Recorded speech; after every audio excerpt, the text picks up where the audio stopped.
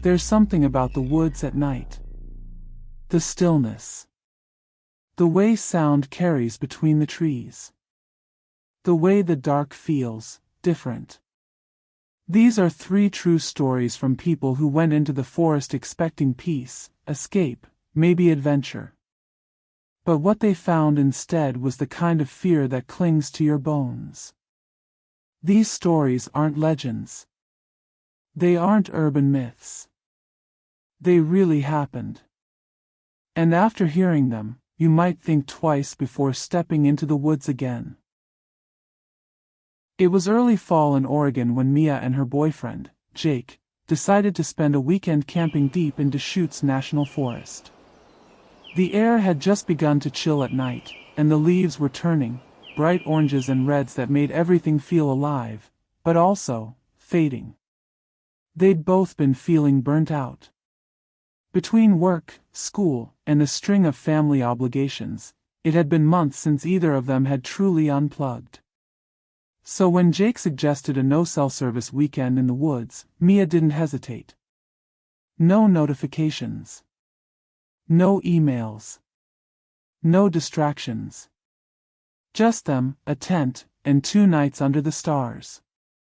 Jake had picked the spot, an old hunter's clearing nearly 2 miles off a lesser-used trail. He'd found it on a forum post, one of those tucked-away places known only to serious outdoorsmen. No official campsite, no nearby rangers. Just trees. They arrived late Friday afternoon, the hike in long but uneventful. The clearing was beautiful, sunlight filtered through a patchwork of tall pines, and the forest floor was soft with fallen needles. Mia inhaled deeply. It smelled like earth and quiet. They set up their tent near a slight rise in the land, giving them a view of the surrounding woods. Jake built a fire, and they sat together on a fallen log, drinking cheap red wine from tin cups and roasting sausages over the flames. It felt perfect. The way the world used to feel when you were a kid, safe, big, mysterious in the right kind of way. That night, they crawled into their sleeping bags tired and happy. The sound of wind through the trees and distant owls lulled them into a deep sleep. But sometime after midnight, Mia woke up. At first, she didn't know why. There wasn't a sound, not a breeze. Just stillness. An unnatural kind of still. Like the forest was holding its breath. She lay there for a minute, eyes adjusting to the dark. Jake was beside her, breathing softly. And then she heard it. A whisper. Faint. Too faint to understand. Too close to be the wind. Her heart kicked. She held her breath. Another whisper. Closer. It sounded like someone speaking fast, low, like they were trying not to be heard, but failing. She turned slowly toward Jake and nudged him. Jake, she whispered. Wake up. He stirred, rubbing his eyes. What? Listen. He stilled. For a few seconds, there was nothing. Then, a whisper. Then another, slightly to the left. Then one right behind them. They weren't all the same voice. One was deep, another higher pitched. Male, female, impossible to tell. But they were surrounding the tent. Jake sat up slowly, reaching for the flashlight at the edge of the sleeping bag. In the dark, he fumbled. The light slipped from his fingers and hit the tent floor with a dull thud. Then came a soft clattering as the batteries rolled out. Mia clenched her teeth. Jake cursed under his breath. The whispers grew louder. Still unintelligible, but faster now. Urgent. Like whoever, or whatever, it was had realized they were awake. Jake grabbed the knife from his pack. Not for fighting, just instinct. Mia was crying now. Not sobbing, just silent tears that streamed down her cheeks as her body locked up in panic. Then came a sound that snapped them both into motion. A scratch. Something dragged slowly along the tent wall, from the back to the front, as if it had fingers or claws. Jake didn't wait. He unzipped the tent in one fast motion and crawled out, yanking Mia behind him. The night outside was black. The moon was a sliver. Their eyes hadn't adjusted. But the whispering didn't stop. It followed them. They ran. Branches slapped at their arms. Twigs snapped underfoot. The underbrush caught on their clothes, tore at their legs. But they didn't stop. Not until they saw the car, parked at the trailhead nearly a mile from the clearing. Jake fumbled with the keys, hands shaking. The headlights came on, cutting through the dark like a lifeline. They drove back to the nearest town in silence, Mia gripping the door handle the entire way, as if letting go would pull her back into the trees. At sunrise, they returned, this time with a ranger. His name was Carter. Mid-50s. Friendly enough, but cautious. He didn't scoff at their story. In fact, he barely reacted. When they reached the clearing, something was wrong. All their gear was gone. The tent, the bags, the food, everything. But there were no signs of animals. No tracks. No torn fabric. Just a perfect circle of flattened pine needles, about 10 feet wide, exactly where their tent had been. No breeze. No birds. Just the trees. And that strange, thick silence again. Carter crouched down and ran a hand through the pine needles. No prints, he muttered. Like it was pressed down from above.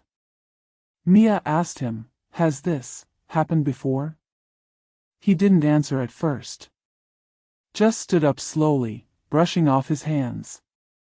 Then he said, "Sometimes campers hear things up here. Especially when the seasons change." Jake narrowed his eyes. "What kind of things?" Carter looked at them. And for the first time, his expression changed, just slightly. Like he was choosing his words carefully. "Whispers," he said. "Voices. People who shouldn't be there." Mia swallowed hard. "Is it people?" she asked. Carter shook his head. "Not any that we found. They left shortly after. Jake never camped again." Mia tried, once, nearly a year later, this time with friends, and at a populated site. But even with 5 people around her, she couldn't sleep. Every rustle, every breeze in the trees made her tense. She ended up driving home that night. Months later, out of curiosity or compulsion, Mia searched online for others who had camped in that part of Deschutes. She didn't find much. But she did find one post, from 2009, on a now-defunct hiking forum. A man described hearing whispers in the same area. His post was brief. Just a few lines. Heard voices all night. Thought it was another group at first, but no lights. No movement. Just whispering. Followed me out. Haven't been back since. The account had no name. Just a username, WhisperPine7. That's when Mia realized. They weren't the first. And they wouldn't be the last. Somewhere in that forest, something watches. Something that speaks only in whispers. Something that waits for you to stop moving. To get comfortable. To fall asleep. And when the crickets go silent, you'll know it's close.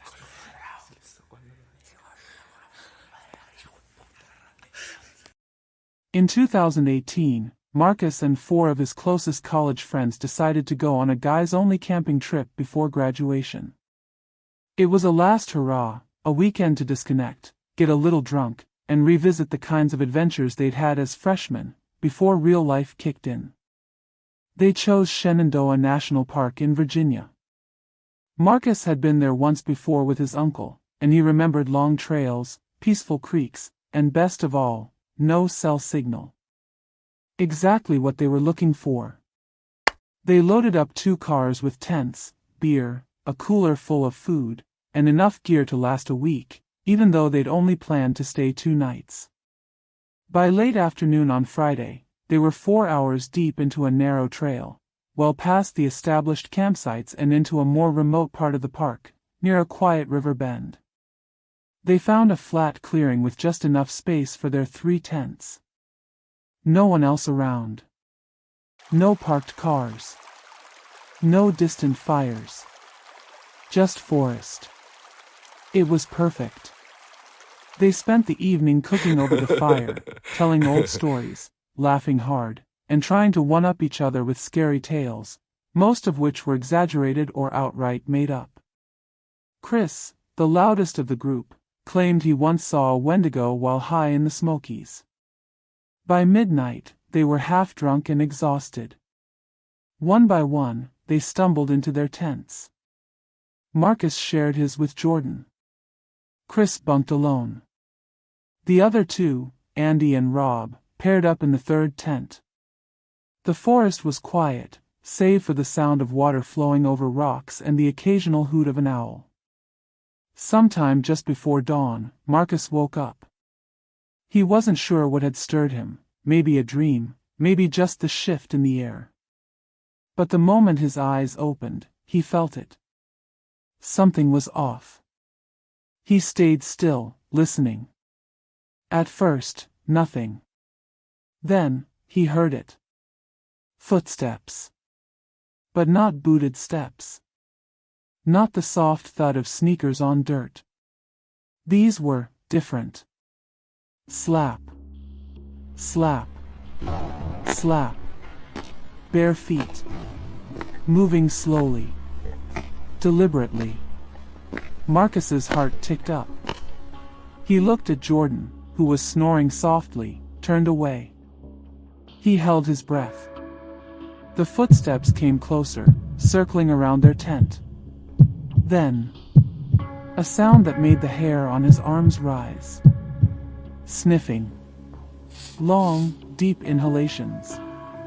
Like someone was standing just outside the tent wall, leaning in, breathing through their nose. Marcus didn't move.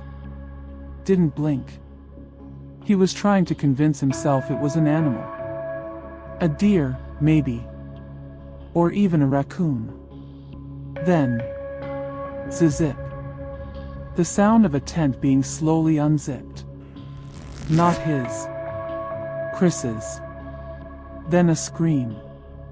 Chris's voice shattered the silence, high and panicked. Get off me. Get off me. Marcus shot up as Jordan woke with a start. They scrambled out of their sleeping bags and burst through their tent flap. Andy and Rob came charging out of theirs. Flashlights flicked on, beams cutting through the dark. Chris was on the ground in front of his tent, crawling backward like a crab, pale and shaking.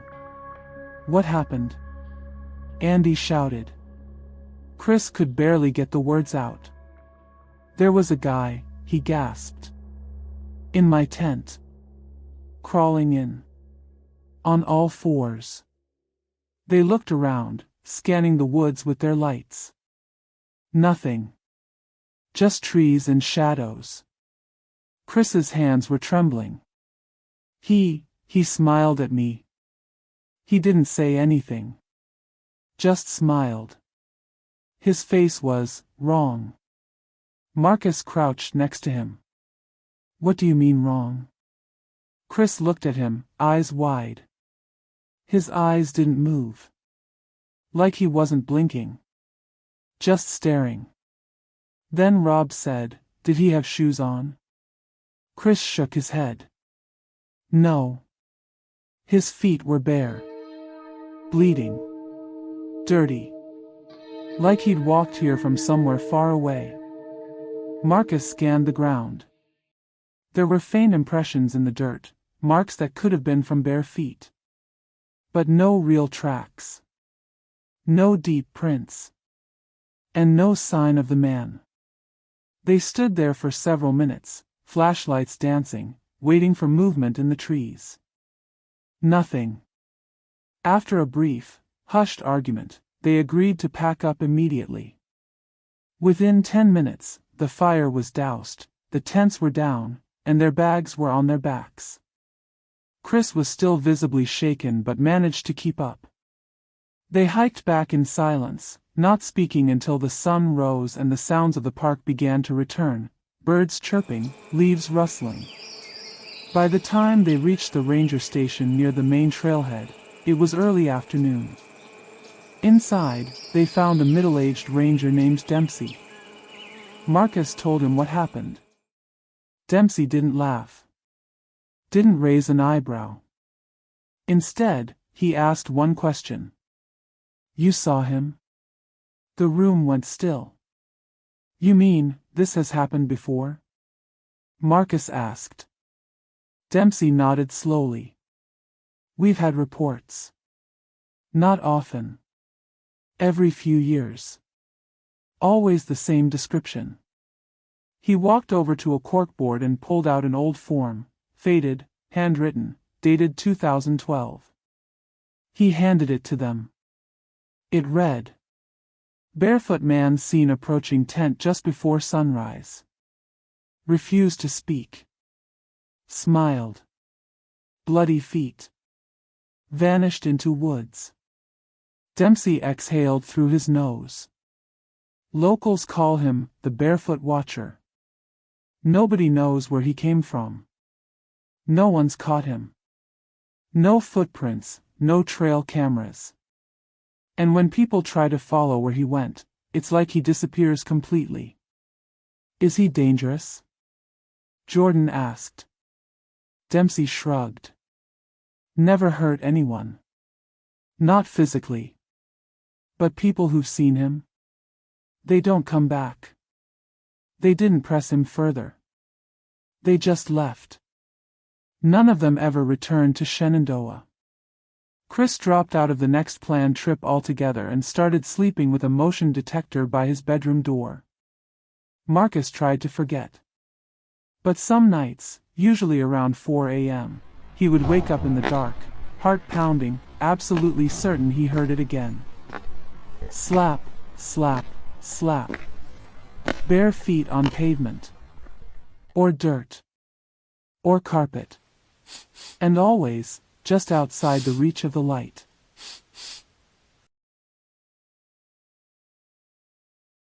Sarah considered herself a seasoned solo camper. Over the years, she'd hiked across more than 20 national parks, spent countless nights under the stars, and developed an unshakable instinct for wilderness safety. She knew how to read the weather, track daylight, and pick a site that felt right. She wasn't reckless. She didn't take unnecessary risks. But nothing in her experience had prepared her for what happened in the summer of 2022. She had planned a 3-day trek through a lesser-known trail in Montana's Bitterroot National Forest. Remote, quiet, and known more among locals than tourists, the area promised solitude, and she was craving it. By late afternoon on day 1, Sarah had set up camp in a gently sloped clearing near a small stream. There was only one other campsite in view, about 50 yards away. A red tent. It was the only splash of color in the sea of green and brown. She spotted a person near it, sitting, maybe crouching. Still. Facing the woods. Sarah, polite but cautious, gave a wave. The figure didn't move. No wave. No nod. She waited a second, then shrugged it off. Maybe they were meditating. Or didn't see her. That evening, she made a simple dinner over her portable stove, rice and beans, then jotted down some thoughts in her journal, as she always did before bed. By 10 p.m., the sky was thick with stars and the forest had settled into its usual nighttime chorus of insects and distant animal calls. She zipped herself into her tent, set her small alarm to wake her with the sunrise, and drifted into sleep. At 2:07 a.m., she woke up. Not to an animal rustling in the brush. Not to wind or thunder. But to laughter. Not joyful, not even human sounding. It was dry. Mocking. Almost playful, but cold. She sat up fast, her ears straining. Then, she unzipped a corner of her tent's mesh window and peeked out. The red tent across the clearing was open. And standing just at the edge of the tree line, near where the forest swallowed the moonlight, was the figure. Not moving. Just standing there. Facing her. No flashlight. No fire. Not even a flicker of movement. Sarah stared. For maybe 30 seconds. Maybe longer. It didn't feel like a person simply stretching their legs. The stillness wasn't natural. People fidget. Shift their weight. Look around. This figure just stood. Her breath fogged the window. She pulled back inside, zipped it shut.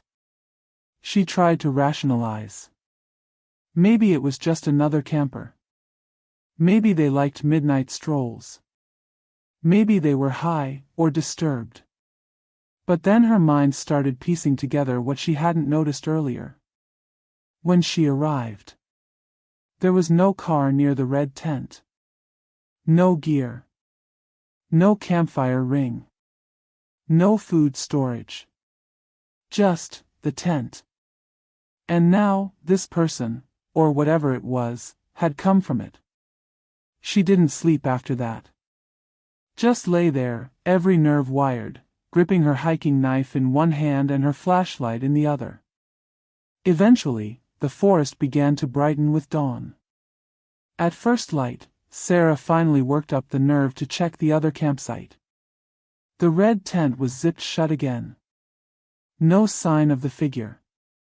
She walked over, trying to ignore the pounding in her chest. "Hello?" she called gently, knocking on the tent fabric. "You okay in there?" No response. She knocked again. "I saw someone standing out here last night. Just making sure you're all right." Still nothing. Then she did something she still regrets. She unzipped the tent. Inside, there was nothing. No sleeping bag. No backpack. No clothes. Just dirt. And not recently disturbed dirt either. It looked dry, settled, like nothing had been touched for a long time. The tent wasn't even staked down. She took a step back. Her scalp prickled. Whatever she had seen standing outside the woods the night before didn't come from inside that tent. And whatever, or whoever, had been laughing at 2 a.m. had no business being out there. Sarah didn't pack up carefully. She didn't even eat breakfast. Within 10 minutes, she had everything crammed into her pack and was hiking back to the trailhead. She didn't look back. Hours later, when she made it back to the ranger station, she reported what had happened. The young ranger behind the desk listened, at first with polite concern. But when Sarah mentioned the red tent, his expression changed. "You said it wasn't staked down?" he asked. She nodded. And there was no one inside. Just dirt. He leaned back slightly, jaw tight. Then he said something that chilled her more than the figure had. "That red tent, it's not supposed to be there. We've packed it out twice this season. Hauled it down ourselves." Sarah stared at him. "What do you mean, hauled it down?" He sighed. "It keeps showing back up. Always in the same clearing. Always unoccupied. And always, someone reports seeing a person near it, usually just before dawn. He hesitated before continuing. They all described the same thing, a figure standing still, watching. Doesn't speak. Doesn't move. Just stares. Sarah's voice was quiet. Has anyone ever gotten a good look? He shook his head. No. And the people who see it? They never camp alone again. That night, in the safety of her hotel room hours away from the forest, Sarah couldn't stop thinking about the figure. Its stillness. Its silence. And the tent. That strange, empty tent. Had it always been there? And if so, what keeps bringing it back? She never found out. Sarah never camped alone again. And sometimes, just before she falls asleep, she swears she can hear it again, distant, somewhere outside her window, just beneath the wind. That cold, dry laughter. The woods can be beautiful, peaceful, healing. But they can also be unforgiving. Silent. Watching. Waiting. If you're heading into the forest soon, remember. Not everything you see out there wants to be found.